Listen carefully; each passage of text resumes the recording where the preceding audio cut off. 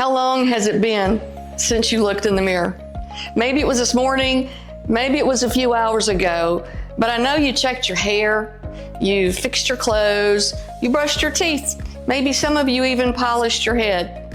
You made sure that you looked good, that you looked right before you stepped out into the world. But let me ask you a different question. When was the last time you looked into the mirror as a leader?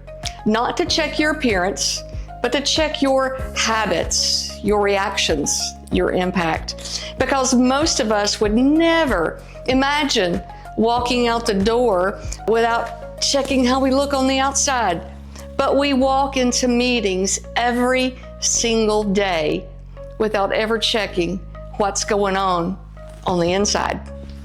Several years ago, I found myself staring at that same kind of mirror, and I had to ask myself some hard questions.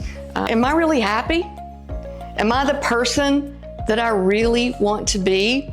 Do I still have giants that I haven't acknowledged or those I haven't confronted?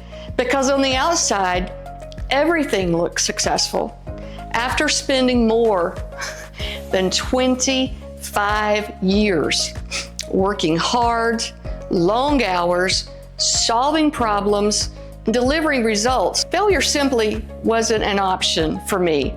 Now, that mindset certainly helped me to succeed, but here's the truth. Strength, when left unchecked, becomes a liability. I realized I was too aggressive at times, too intense, too focused on results, and not focused enough on how I was showing up. I knew it, but for a long time, I didn't know how to stop it. And if I'm being completely honest, I wasn't just showing up at work. I was giving 200%. But when I got home, I wasn't giving 100% to my family. Of course, I was there, but I wasn't present. I was still thinking about problems, still solving things in my head, still carrying the weight of the day into the environment with the people that matter the most. That realization was humbling because I had to face something I didn't want to admit. I was succeeding in one area of my life while quietly neglecting another that mattered most. And here's the truth. Your job won't always be there for you. It's business. You might find yourself on the wrong side of a reorganization or a merger, but your family, they will be there. So I made a decision. I was not going to neglect the most important people in my life anymore. That kind of change didn't happen overnight. It doesn't happen overnight. It takes awareness, it takes discipline, and it starts in the mirror. I started reflecting on leaders that I admired and respected, and started studying leaders at all stages of their career from that moment forward. The ones who stayed calm in chaos, the ones who didn't confuse volume with strength, the ones who brought clarity to situations, not more noise.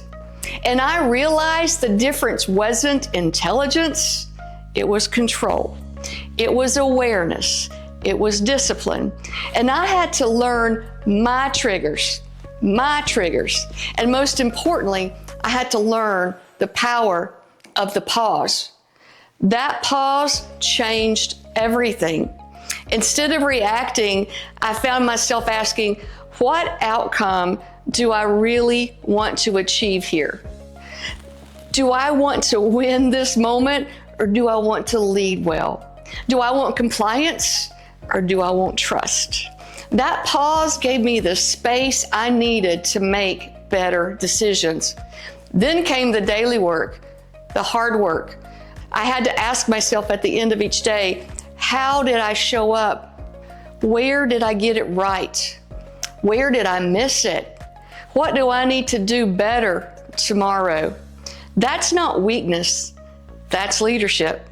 And here's where everything else really changed for me, and that was communication. Just because you said it doesn't mean people heard it the way that you meant it. I had to stop assuming alignment. I had to learn how to genuinely connect with others. That's where studying people, DISC, behaviors, basic psychology, it changed everything for me, because communication isn't just about delivering a message. It's about making a connection with others. And when leaders fail to connect, well, they lose trust. And when trust is gone, execution suffers. So yes, I believe in accountability. I believe in high standards. I believe in results. But sustainable leadership, well, that's built on self-awareness. It's built on discipline. It's built on communication. And it starts with the courage to face yourself honestly.